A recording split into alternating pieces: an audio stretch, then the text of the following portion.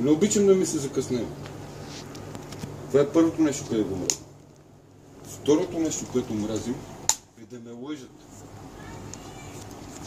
Да ме лъжат.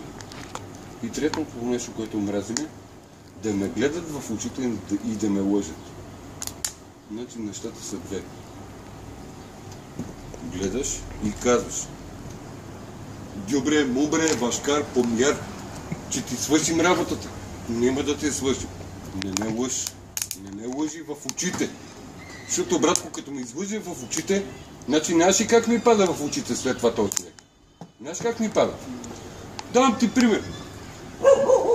Миналата и ония път, къде ви видех там, не знам дали вие бехте над детската градина първо, на кафенцето, къде беше на Кантоно.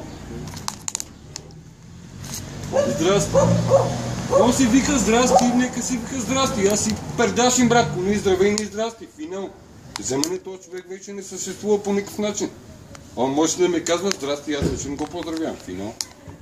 Това е при мен, брат. Точка. Дали си, братко, дали греш така, покосан и си точен, един път пребалиме до там си, брат.